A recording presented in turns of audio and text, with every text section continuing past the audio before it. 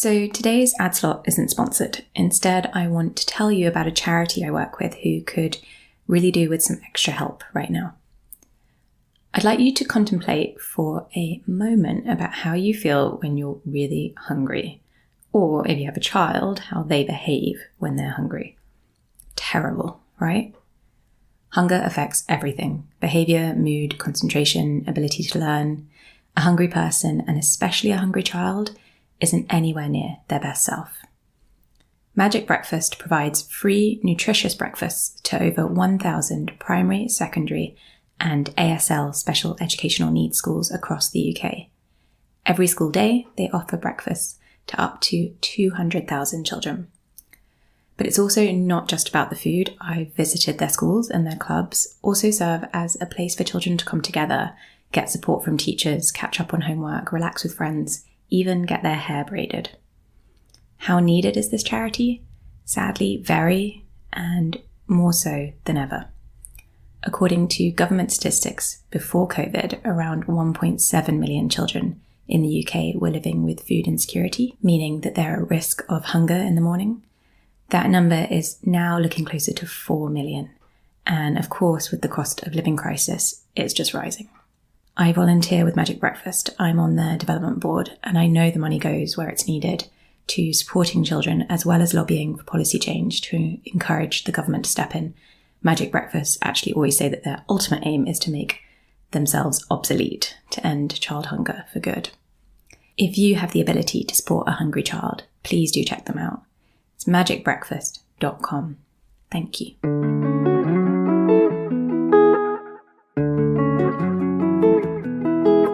This weird otherworld experience, or like a computer game where it's not actually real.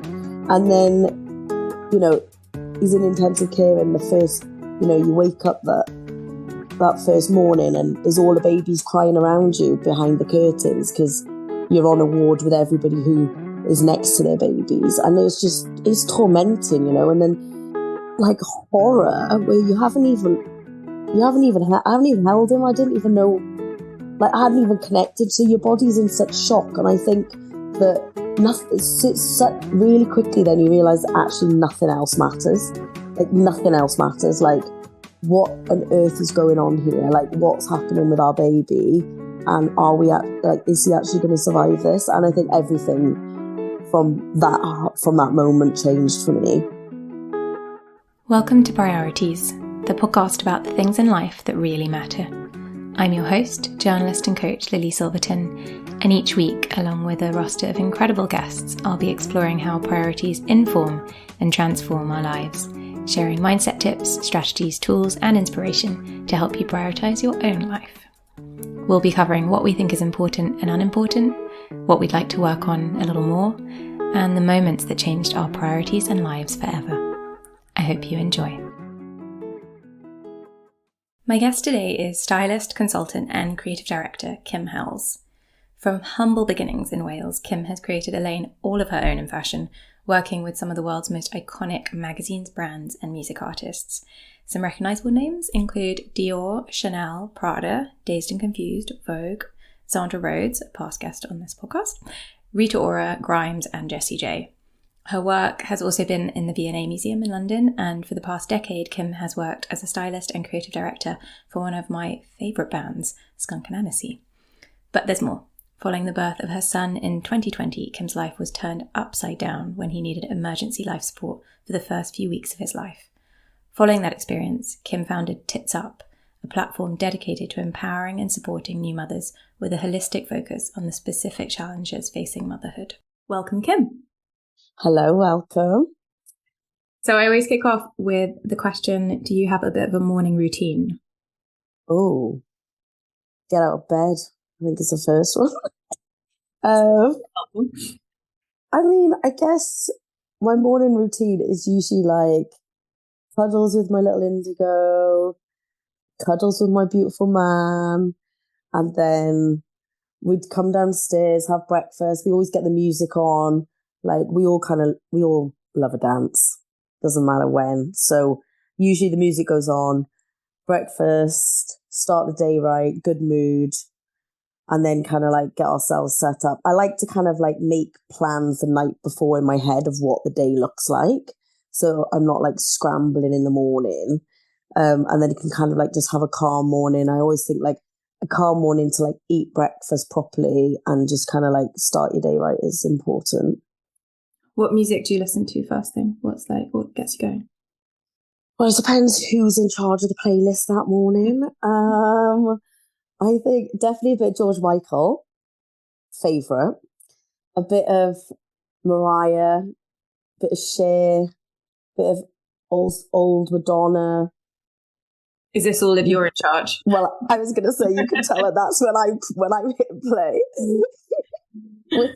when my partner's hitting play, it's the reggae, which is also equally as made to dance to in the morning. So I'm good with either. All right, Kimmy, I am going to kick off with a question for you, which is, have your priorities ever shifted in an instant? Well, yes, definitely. They have shifted in an instant. And not so long ago, I think when I had my son, they've shifted in an instant, and not in a kind of like obvious way where people have kids and everyone's priorities change. I can imagine that happens, and it does happen. And for us, we had like an amazing pregnancy. I was like living my best life, absolutely loving it, because you were there. And I was all geared up and I'd kind of done everything for this kind of, well, I suppose the best birth that I imagined I could do. I don't think you never know what's going to happen, but I feel like I trained myself, if you like, to give myself the best chance. And then obviously we're in first lockdown and the world's just starting to go crazy, and my birth just went absolutely crazy, and it went from like amazing moments to horror story. And I think it's absolutely fair to say that in those moments, everything changed. You go from cooking this beautiful little soul in your body for like nearly 10 months, and then you get cut open and none of your kind of requests get honoured, like, bit of skin to skin or anything like that. You just, got put on me with a cloth, and I'm like, I want a skin to skin. And they were like, COVID. I was like, he just came out of my body. Just put him on me for a minute. And they were like, no, but then he did, he had complications, and the whole podcast could be about this, so I'll keep it short. But basically, we had like, he started getting stressed in my womb, is the short story. He had a bowel movement and they had to get him out quickly, but it did poison him really severely. So he went straight into intensive care, and, you're just not prepared for that. I didn't know anybody that's baby has been in intensive care. I didn't know anybody that's been through anything like that to even have some kind of compass on what that might feel like or what to do. And add COVID on top, you feel like you're in this like this weird other world experience, or like a computer game where it's not actually real. And then, he's in intensive care, and the first, you wake up that first morning and there's all the babies crying around you behind the curtains because you're on a ward with everybody who is next to their babies. And it's tormenting, and then they come and they're like, oh, Indigo's lung collapsed in the night. This has happened. And you're like, oh my God, this is going from bad to worse. And then getting transferred to Great Ormond Street to save his life. And is he going to make the transfer? And, you're really faced with this like horror where I haven't even held him. I didn't even know, like I hadn't even connected. So your body's in such shock. And I think that really quickly then you realize that actually nothing else matters. Like nothing else matters. Like what on earth is going on here? Like what's happening with our baby? And is he actually going to survive this? And I think everything from that moment changed for me. as I know, Indy got better and Great Ormond Street did an incredible job, and he's absolutely, thriving now. He's a big success story. But do you feel like that experience changed you? Yeah, it definitely changed me, because I feel like I'm a strong person. I've been like, I haven't had a simple childhood. Do you know what I mean? I've felt like I've gone through trauma as a kid.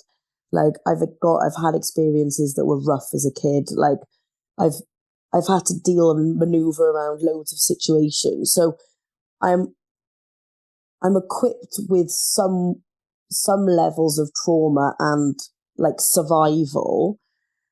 But even those experiences did not prepare me for this. And I think the weirdest thing is, it's not like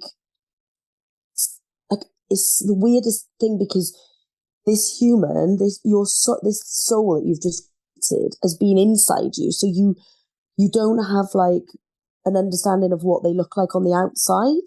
So then all of a sudden, all this is going on, and you still don't really have an understanding of what they're like on the outside, because they're in an incubator and they're covered up, and you only get to touch their leg through a little hole and you can't see them. And it's like, the whole thing is so weird, and you're dragging yourself around a hospital with a cesarean, and your partner's not allowed in because it's COVID, and all the nurses are panicking because it's COVID, and you're helping other women off their beds because they can't get up. And it was like survival. It was just the strangest thing, where it's like no filters. It's really made me, I didn't have many filters before, but I have absolutely zero filters now. Like I have absolutely, like, there's nothing that can shock me anymore. There's nothing that will rock me. There's nothing that, like, I would worry about, because after you've been through things like that, you're just like, okay, what on earth just happened? And then I think, the miracle happens and Great Ormond Street saved his life, and it's amazing. And then they say, you can go and meet your son, and you're like, wow. And then, I don't even think I've ever told this story. Me and my partner, we walk in the hospital. We're like, wow, okay, we can go meet Indigo. We don't know what he looks like, because we've never seen him. So we walk in like blind leading a blind around the ward, and we're like, hey. And then my partner walks over, and he's like, looks at this little baby, like beautiful baby lying on the bed, and then looks at me and is like, is this Indigo? I'm his mum. I don't know. I'm like, oh, babe, I don't know. And I'm like, oh my God, he's so cute. I don't know. And then I just asking this, and I'm like, is this Indigo? They're like, and she looks at me, gone off. She's like, because obviously she's like, what are you on about? This is your child. Of course it's your child.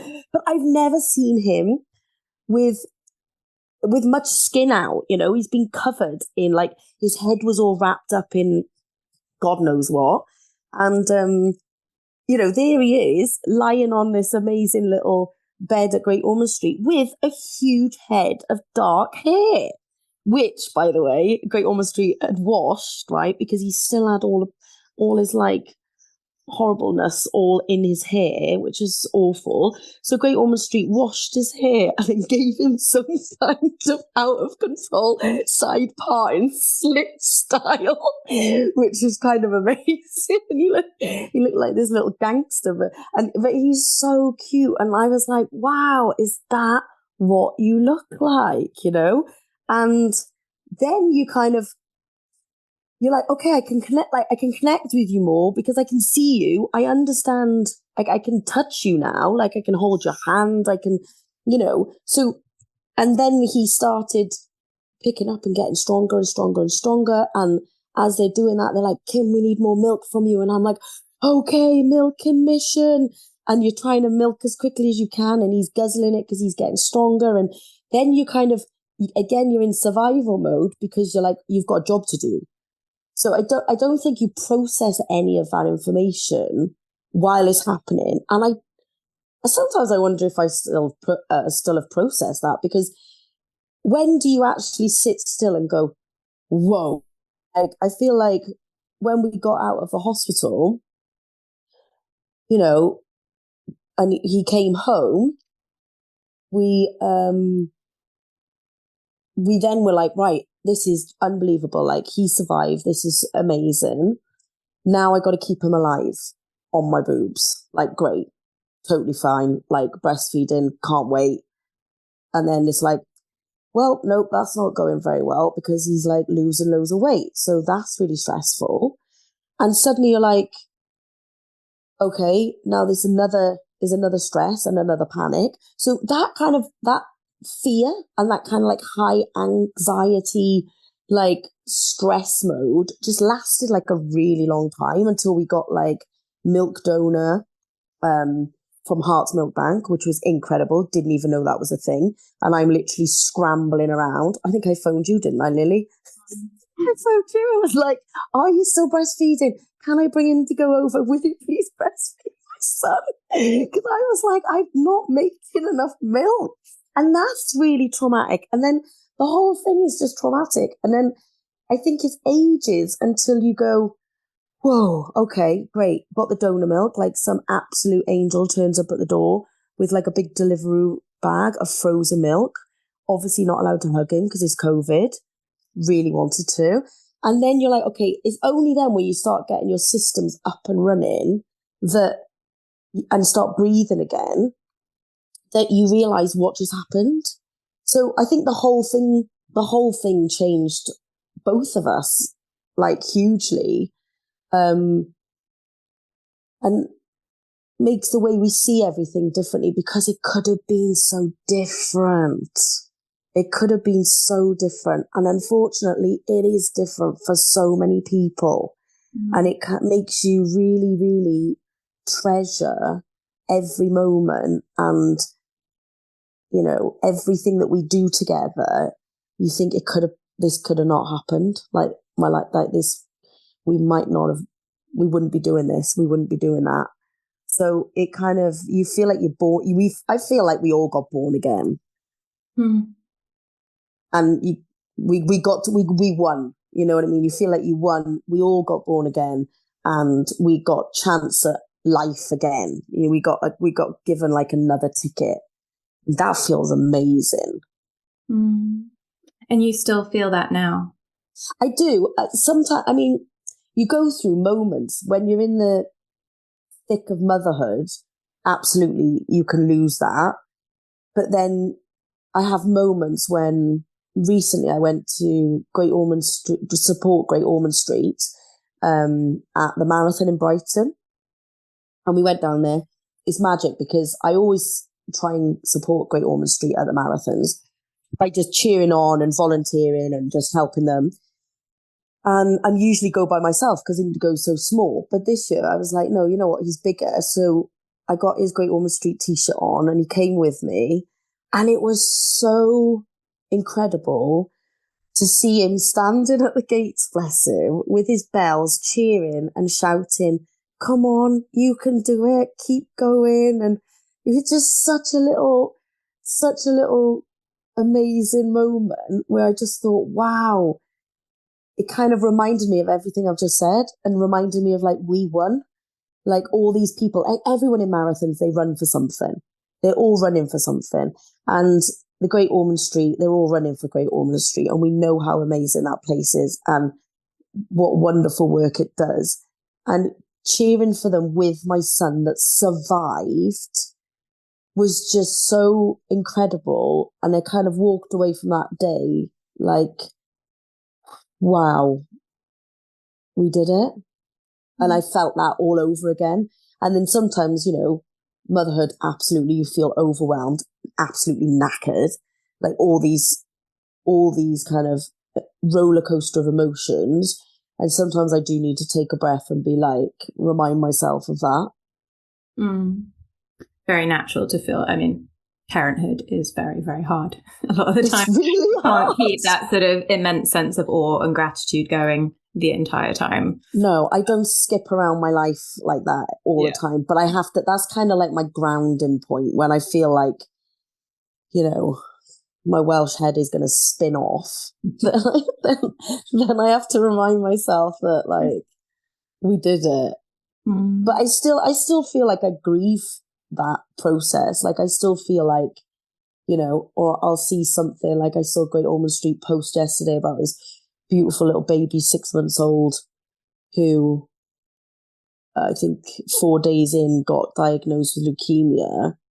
And, you know, you hear these stories and it just absolutely, you know, you just break down really, just because you break down for that family and what they're going through. And, you know, the beautiful thing is that that little baby, bless it, spent most of his 6 months in Great Ormond Street, and now it's just come out and is clear and it's been cleared, and it's amazing. But yeah, you think about all these things, whereas I never thought about those things before.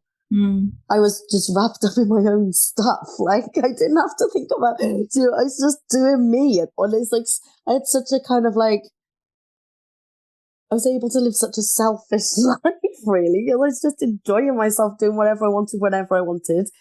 You know, with my work and do this, do that, blah, blah, blah. Like these things were not on my radar. And now they've absolutely on my radar, and they become huge parts of my life and things that I really, really care about, and things that have taken priority over other things. Like I'm much more interested in, like, I feel like women are incredible, like women, mothers, like anyone that's a mum. I look at them now and I'm like, wow, I totally get it. The way I look at my own mum now, having 3 of us, and, you know, what she went through to bring us up. I look at everything so differently. I'd love to ask you how you look at your work differently as well. So we'll talk later about the platform that you actually set up as a result of this experience. Going to your styling and consulting work, how has it affected the way you view, you know, a very visual, aesthetic based work and experience and world? I mean, I think that my time at Hunger was great because I really love Rankin, and I think he's very thought-provoking. He's a visionary, and he's always talks about what's the point? Like, what's the point in making that image? Like, what's the point? Like, are you doing anything different? Do you know? And I think that's, you know, he was really, really great energy to be around at that magazine for such a long time. Because it does always, he always made you wonder, what am I doing this for? What am I trying to say? What is the point? I don't just, you know, images. There's loads of images. So how's my image going to make a difference? And I think that lines up really well with what I like to do, because I don't want to just make image for image sake. So I think that's been ingrained in me before motherhood. And I think that since motherhood, it's maybe gone up an extra volume, because I think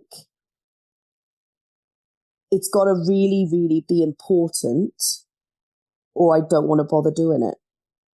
Like, it's got to be for a really big reason, or it's got to be something I'm going to really enjoy, or it's got to be something that I really want to be a part of, or I'd rather hang out with Indigo. And it's kind of that. So I think my kind of consciousness of it has changed.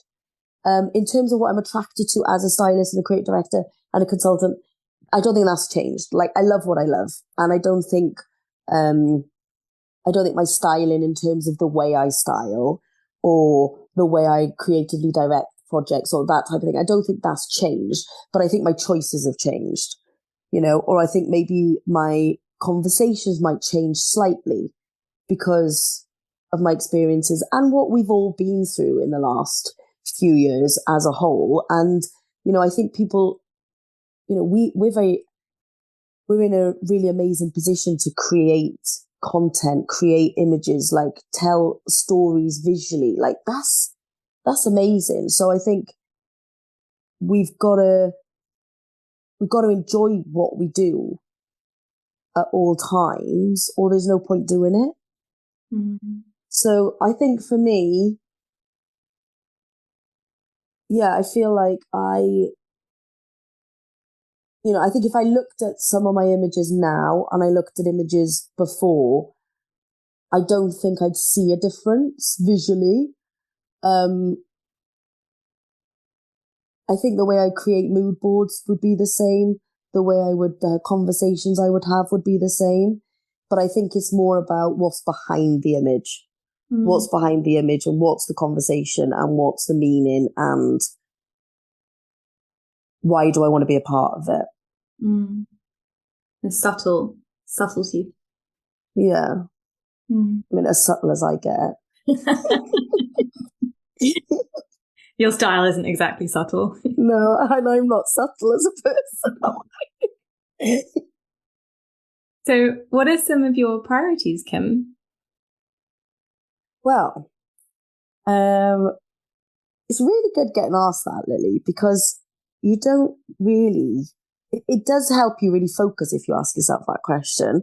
And I would say my priorities now are so different to what they used to be. Definitely family. Like family is absolutely up there. That's, my family is my priority. Health gets triggered by what we went through. It makes you realize the importance of our health and, looking after ourselves and being here and being present and being able to live this life in the best physical shape and mental shape that we can. And friends. Like, I'm such a sociable person, and I found lockdown hard. I found not being around people hard, and it's really made me so much more appreciative of my great friendship groups now. And I love hanging out with my friends again and having like much more quality time, not rushing. Like, I feel like in the past, with my lifestyle being so hectic and working all over the place and blah, blah, blah, you'd kind of grab quick moments with friends and it'd be like, oh, I'm central. Oh, I'm central. Great. Let's grab a coffee. And it'd be like an hour coffee where you'd skim over like basically nothing, looking back at it. And then you'd be like, love you. See you soon. Like, I look back, I'm like, well, I didn't really know what was going on in that person's life. Whereas now, when I meet friends, it's like, we'll have an afternoon. Do you know what I mean? We'll have an afternoon. Let's have a walk. Let's have a hangout. Stay the night. I'll come to yours. We'll do this. And you invest more time and you really, really have much better, you build better memories. Like, it's just so much nicer, and I'm way more about prioritizing those moments because I enjoy that. I enjoy hanging out with my friends. Like, I've got such wonderful friends, you being one of them, Lily. And and so definitely friendship. You feel like some of your friendships changed after your life changed, after everything happened with Indigo. So not only did you become a mother, but you also set up this new platform and took a different direction. Do you feel like some of the other friendships that maybe you didn't see people so much or weren't as quote unquote deep fell away? Good question. Do you know what? I don't know. My instinct to that question is no. I don't feel like it's changed. I feel like I had solid mates before. I got solid mates now. I feel like even my mates that aren't parents or aren't even interested in being parents still have as much time for me as they did before. Like, when you become a mum and you got mates that are mums, there is something automatically clicks with those relationships. Like, it's like this unsaid click where you kind of like, you just get each other more. Like, you get each other more. Like, if one person can't reply and this, like, whatever, they got stuff going on, like, there's much more understanding. But I gotta say that even my mates that don't have children, don't want children, aren't interested in children, they're still really interested in me, my family, Indigo, getting to know Indigo, hanging out. I don't feel like anything's been lost there. And I feel like also a lot of my friends they also feel like they want to prioritize more quality time. Obviously, being a mum, you're not as available. A quick drink here and a quick drink there doesn't work anymore, especially like evening stuff, like I'm really hands-on with Indigo. So if it's like, and I can't just drop a hat. If someone's like, oh, you're around in an hour, do you want to come and grab a cocktail? Like in the past, I'd be like, absolutely, see you there. But I can't do those things now. So maybe a few of those friends have dropped off. But overall, I feel like it's stayed quite solid. It's testament to your friendships, clearly. Yeah, it is actually. And I'm just thinking now, I've never even thought of that question before. And I've never even thought of, I haven't felt a loss of friends or anything like that. So I guess I'm very fortunate like that. What about you? I think my friendships changed after I left magazines and I left fashion, to be honest, because I just wasn't sort of going to the same events or having the same experience as maybe some of the people that I was friendly with then. And then, to be totally honest, I became less important to some people because if I wasn't a magazine editor, I didn't necessarily have the things to give. But then I'm very happy to not have those friendships anymore, or for now. So, But then do you see, because I completely agree with that, and I can see that for sure. I feel the same. But would you say they were friendships? Yeah, exactly. Because that's what I feel like. Friendships are like me and you. Like, I love you to bits. You were absolutely on the front line when Indigo went down. Like, you couldn't have done enough for me. Like, that's friendship. You ran to my house and literally picked me off the ground with a breast pump in one hand and food in the other hand. Like, you were unbelievable. That's friendship. Like, work colleagues, you build great relationships with people, but I wasn't hanging out with them heavy before to hang out with them now. And I've got I've got like fond memories of them, and I enjoy those relationships, and absolutely I'd speak to those people now, but it's more on a work level than it would be anything else. I like that. I can't remember who said it, but it's the friends can be there for a season, a reason, or a lifetime. Oh. And I quite like that. Those friendships that kind of run their course where you're with someone at a certain time and have similarities, or someone can come into your life for a reason and there can be a lesson there for you or them, or there are the lifetime friendships. I like that.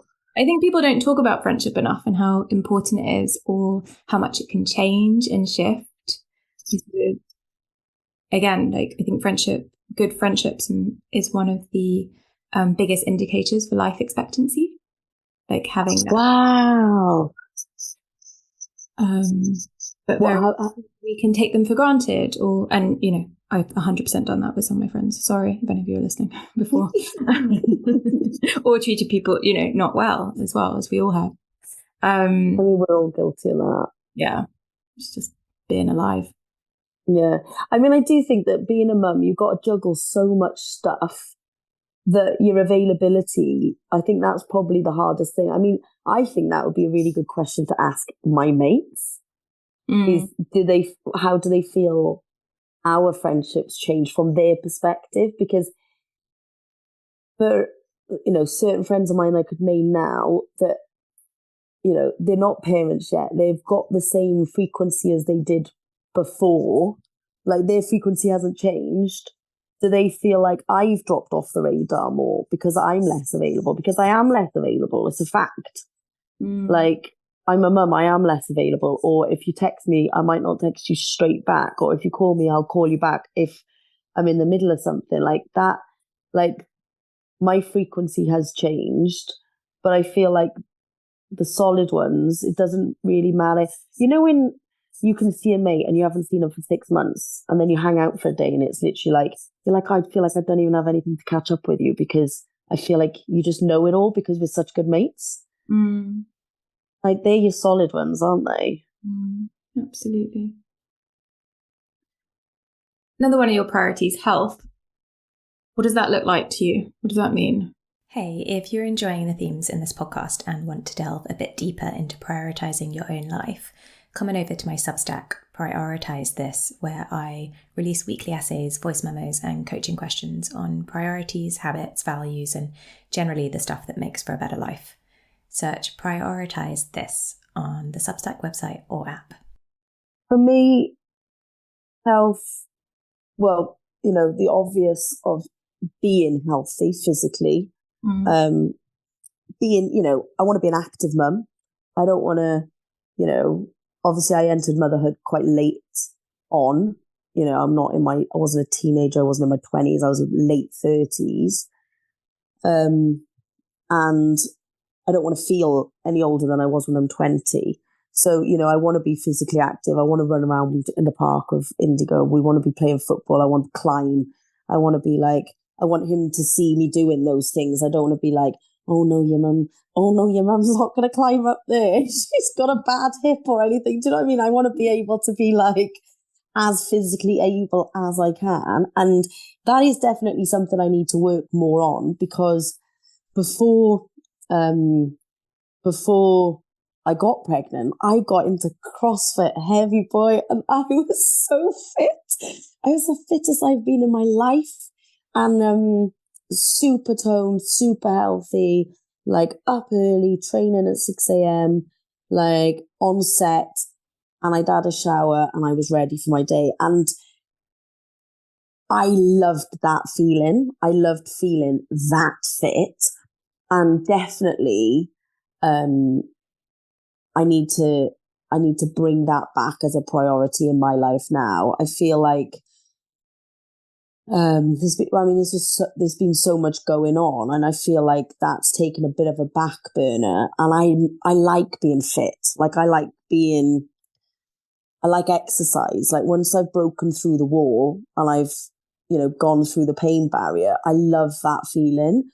And I definitely want to get more into yoga. I want to get more into meditation work. I definitely want to get more back into HIIT kind of fitness. And I think that now he's a bit older and he's going to be going to nursery and that type of thing. But I do feel like that's been a struggle, because I feel like physical exercise for me is, the physical side's important, but also the mental side is so important for me. Mm-hmm. And having always exercised, and now since he's born, not really exercised, you're just trying to keep yourself fit by walking a lot, or with a pram, walking. But it's not really it's hard with a toddler. It's not like you can be, I'll just put this video on and I'm going to get a solid half an hour workout plan.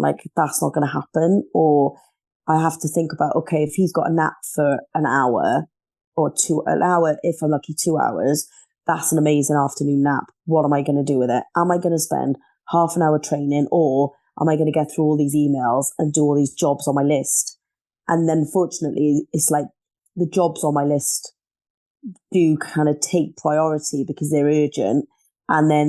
But my health is also urgent, and me being healthy. And that's definitely something that I need work on. And I need to find that balance, because I feel like I always, as a mum, put myself last. And I think that's very common for lots of mums. It's kind of you make breakfast and then you're running out of time, so you just go without, or you just have a cup of tea or whatever, or you'll make a smoothie, and I'm just well, I should have just made one for myself as well. But I'll always make sure Indigo's cool, and then I'll be I'll be all right. And it's no, actually, so I need to find more of a balance like that. That's why I'm awful. I'm always the one that makes myself a smoothie, and then I'm oh yeah, the kids need one too. I need to come more to you. They got that. I feed my kids.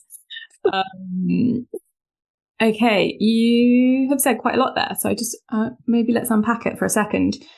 So you're saying that you'd like to prioritize more balance in your life, but you say that you've got that time for the things that feel important to you, but maybe not urgent. Am I hearing you correctly? Yeah, that's exactly right. So you listed quite a few things in one go: more yoga, HIIT, CrossFit, I think you said, meditation, I think you said quite a lot in one go. if you could pick one thing from that you could start integrating more into your life, which one would it be? What do you think would have the biggest impact on your yoga? Interesting. Another thing that's happened since I've become a mum, which is amazing, is my instinct has got way sharper. So I just listened to that. So when you asked that question, I was like, I don't know, but my body said yoga, so I'll go with that. Yoga. Yeah. So how do you think you could build that habit into your life? Well, this is the thing, and you'll probably be able to tell me. I've been saying, when Indigo goes off to nursery, I can drop into nursery and then I can go and do a class. But obviously, it takes a while to get them into university. No, it takes a while to get them into nursery and get all of that set up. So here we are today, still not done it. Whereas, so I guess I'm waiting for that moment, but waiting for that moment doesn't mean it's happening now. Mm. And I don't know how to make that happen now. Like, I don't know whether, like, you know, we co-sleep. So it's not like a friend of mine I was chatting to recently, she's like, oh, I get up an hour before her little one, and she does an hour yoga before they get up. And I was like, oh, that's amazing. And then I was like, oh, I can't do that because we co-sleep. So the minute I get up, he gets up. Mm. And that's definitely something I want to get out of, because, you know, he's got his amazing bed and he's got his own setup and everything. So he can be in there now. And there are things like the thought, because he loves to sleep. And I generally now start getting up at I wake up at 7 before him and he wakes up about 8. So if I could get out of bed before him and get something done, like for myself to start the day, that would be a beautiful thing. Mm. Otherwise, I don't really know how I integrate it into my day. You're the expert. I don't know how. You're the expert, Kim. You're the expert in your own life. 100%. I'm not. Well, clearly not. I'm like, what do I do, Lily?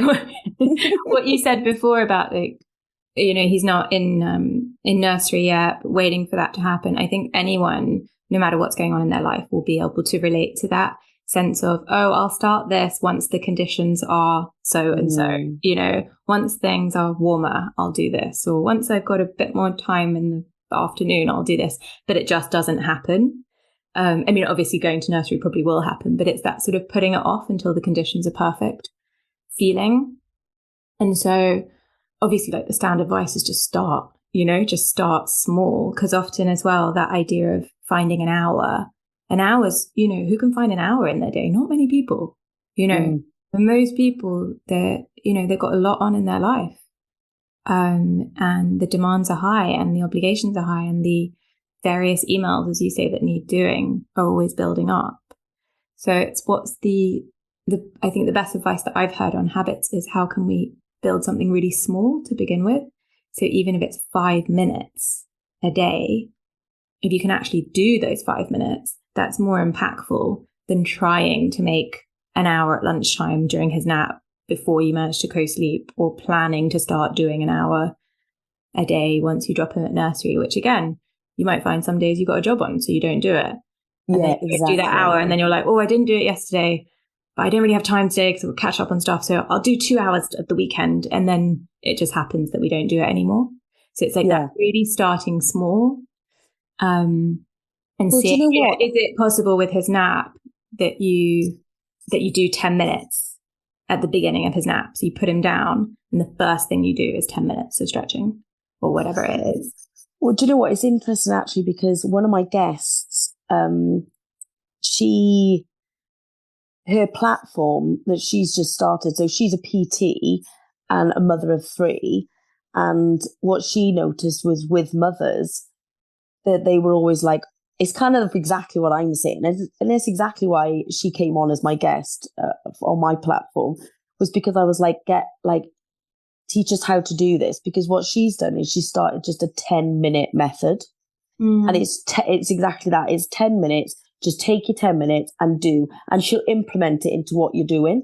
But it's just starting the ball rolling again so that you kind of start getting fit. Because once you start, then you'll find another 10 minutes. Yeah. And then you'll find another 10 minutes. But I was like the classic client that's kind of going, oh, I don't have an hour, or I've got loads of emails, or I've got to make some phone calls. And, you know, I feel like being a mum is quite like being a producer. I feel like in so many ways of my job, there was so much production, and there is so much production in fashion and in our jobs. That's what mothering's like, because it's like, right, I'm getting up, I'm doing this at this time, we're going here, we're going there. You need your lunch at this time, your nap's going to be this time. I've made 4 phone calls. I've scheduled 4 phone calls during your nap, and then you wake up again, and then we're going to do X, Y, and Z. Do you know what I mean? It's like that. But I think her 10-minute methods, and that's her Instagram 10-minute method. I think that's definitely a way to start, because I know that will work really well for me. Especially also, I want to start cold swimming. I do. I love it. You know that. Yeah, you do that. This morning. Love it. So, and what's that done for you then? Like, how does that make you feel? I don't know. I mean, I've always really liked cold water, so I've always been the kind of person that will get in a cold body of water. I started doing it regularly in January, I think, this year. Again, I used to do it. Actually, because of one of the guests on the podcast, Dr. Jim Down, who came on and spoke about doing it. And then a friend of mine, Selena, asked me to go. And I think it really helps clear my head, because I can't think of anything except how cold I am. Yeah. And yeah, it's definitely the mental stuff for me.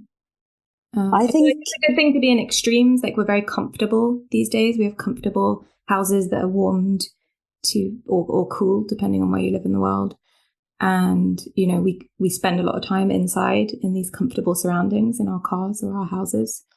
And that discomfort is quite good for humans. And so part of it's that for me. It's like a mental thing of, I don't want to put my head in this freezing cold water. I really don't want to do this. And then you do it. And then you're like, oh, I've done that. Well done me. I did something I didn't want to do, but it felt good. And I'm proud of myself. So maybe I think that slight win. I did a project with Wim Hof last year.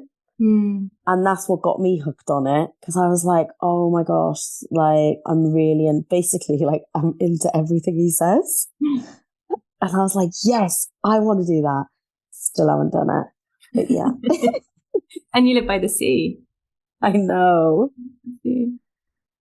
I think it's also, I mean, I've spoken about this probably before on this podcast. I've definitely written about it in the newsletter. But, you know, this idea of balance can often be something that we really stress ourselves out with, because, I mean, what the hell is balance anyway? I mean, who has perfect balance? Who wakes up at exactly the time they want, has their cup of hot water and lemon or whatever it does their perfect morning routine, has a great day at work, easily spends time with their kids. You know, like, life is complicated and messy, and sometimes we're going to be able to parent loads and be there. Sometimes we're not. Sometimes we're going to have really big jobs on, and that's where our energy is going to go. Sometimes we're going to maybe focus a little bit more on our, you know, fitness, and maybe not have so much time for our kids in the morning, you know? So it's all relative, and it's all a bit shifting and changing. I don't think there's any such thing as an idea of day-to-day balance. No, I think it's about kind of learning tools that you can help yourself on your days to get a little bit of this and a little bit of that, you know, like meditation. Meditation works really, really well for me. And it's something that I should just do more, because now that I feel like I used to not struggle with it, but it used to take me ages. Whereas now I'm quite good. I think through being pregnant, I did a lot of meditation when I was pregnant, a lot of visualization, a lot of yoga when I was pregnant. And I felt everything was very connected and quite clean. And I definitely would like to do more of that. I think, again, it is those learning tools to be like, right, being able to make sure that you're looking after yourself and you're looking after your family and because we have to spin so many plates, women. Like, it's incredible. Like, I think it's incredible. Yeah. Like, I'm in such awe. Like, yeah, I just think that women are incredible, and mothers are incredible when you think about when you produce like when you make a child, like you create this amazing child, or one child, three childs, four childs, whatever, and you still do your life with such a big change.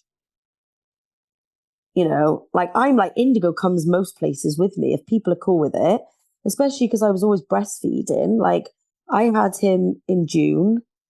All that madness happened. I said to myself, I'll give myself 6 months off. Obviously, COVID was happening. So I was like, well, that might turn into a bit longer. But then I got my first job in the August, and it was quite a big creative direction job. And I was like, right, well, we're all off, like pack the car, pack the bags. We're going to shoot this film in the Star Wars location. I can't even remember where that was. Maybe up north. And off we go. So he was only a few months, and he's just on set with me and my partner, obviously, because he's a total legend. And he was just there holding Indigo in between. But then when Indigo needed a feed, Indigo would just go straight on, have his feed while I was at the monitor looking at the shots. And that's just kind of like, we just have to do it that way. And it worked. So he's always just come with me, really. One question, you're just talking about your work. I'd love for you to describe like why fashion and beauty should be a priority. In my work or personal? For everyone. Maybe personally for you then, like what it does. Why should fashion and beauty be a priority? Well, should it? I think is a question. I think we have to be very careful. I watched this Dove commercial earlier. Have you seen it? With the little girl. Oh man, it's good. It's like it follows this beautiful little girl, blonde girl, who her parents must have like submitted all the footage and everything. You know, it's like her as a small child growing up, 4th birthday, 5th birthday, candles. She's 8, you know, full of life, like dressed up with all her mates, dancing, performing, just being like a brilliant little kid. On her 12th birthday, getting a phone. And then the video clips show her kind of obviously getting more and more obsessed with her phone, right? And then keeping diaries and becoming very obsessed with her image until she developed a really bad eating disorder and got taken into hospital. And it's just so raw, and obviously it's real footage. And then at the end, it's showing all these other wonderful women that are recovering from some of them eating disorders, some of them self-harming, you know, lots of different mental conditions. And it's really, really powerful. And it's, you know, it's 3 in 5 was the stats of kind of harmful social media influence. And that's a huge stat. And, you know, what is beautiful, what is beautiful, what is beautiful. And I think we've got to be really careful comparing, you know, I see my 8-year-old niece now, and she got the moves on her, and she's got, you know, the strut on her, and she takes a picture and she knows her angles and stuff. And it's like, I really hope that we can show fashion and beauty in a way that allows everyone to just be themselves and be confident with themselves and not feel this pressure to fit into certain boxes of this makes you beautiful and this makes you not beautiful and you should do things this way. And I feel like we are in many ways, because there's so many incredible people out there that are really championing, you know, being this way and being that way and being outspoken about it and everything else. But 3 in 5 that's not good. That's not good at all. And it's, you know, image is so at the forefront. And I kind of feel like the work I do, fashion, beauty, I hope that I'll always celebrate just being who you are and enjoying who you are and really finding your own voice and creating images that a lot of my fashion images are more fantasy or, they're more abstract and more abstract. And I hope people can connect with that in more of an artistic way rather than feeling any pressure whatsoever. Because my work's all about being inclusive and celebratory and positive and talking about stuff, and being open and growing together and learning from each other. And I'm still learning so much from so many people, and we never stop learning. And I think images can do that. That's what's so beautiful about my job and our jobs is creating a language and sparking conversations. And we are seeing it more and more now. I think Edward's recent Vogue cover's fantastic, absolutely brilliant. Celebrating disabilities, absolutely. These things are so important. And I think we need more of that, so people feel because as teenagers, I didn't have a phone. I didn't have a phone as a teenager. I don't know what it's like to be a teenager with a phone. I can't imagine. I was, I didn't start my period till I was nearly 16. My younger sister started before me. I didn't really grow boobs. I was climbing up trees and out with my dogs all day. I was a real country kid that didn't really get influenced. I wasn't really getting influenced by anything other than what was around me. And it was just nature and my mates. And I was the only girl in my year at school. So sports day was Kim, what do you want to do? Do you want to run with the boys or do you want to join a different year group where there's other girls? And I was well, I'll run with the boys. I don't know. I can't imagine what these teenagers, and not even teenagers, it's starting as, my niece is 8. She got a phone. It's young and there must be so much pressure and I don't know what that feels like. And I think it's really important that we understand and listen and learn what that feels like so that we can make a difference and make a more informed choice of how we operate and what impact we create has on these vulnerable people. I think that's super important. Thank you. That's a good answer. Was it? It's a long answer. The long answer is good. My last question for you is, what is not a priority to you, Kim? Time wasters. Time wasters. Yeah, I can't be bothered. I think what's not a priority is pointless conversations. If I'm a Leo, so, and I am a classic Leo. I like to get shit done. So I like to talk about things and then do it. So I think what's not a priority for me is if something isn't solid. If something's not solid, then I'd like to reconnect with it when it is solid, and I don't think we've got, energy is our energy is such a valuable thing these days that the way we use it is so important. I don't like wasting it. So does that answer your question? I feel like that would be not a priority for me. It's a good one. I think just all do with a reminder to conserve our energy.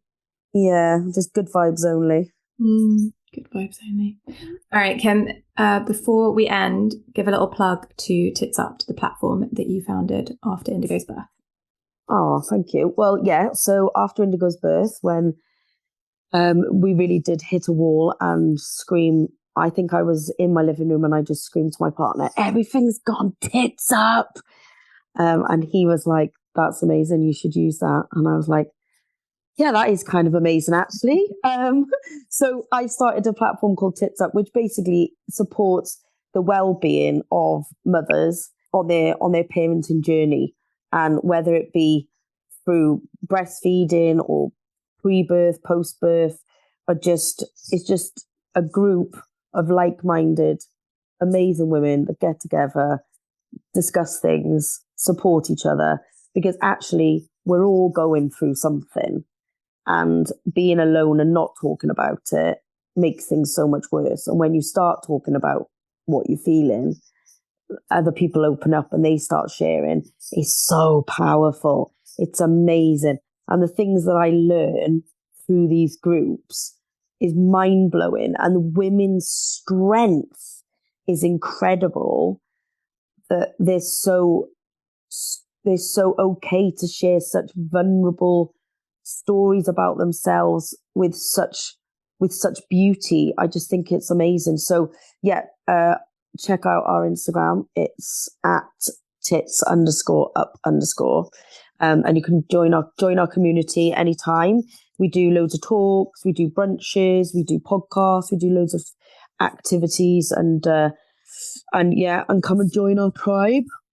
Amazing. Thank you. I'm already a part of it, so and then I strongly recommend it. Kimmy, thank you so much for taking the time to talk to me today.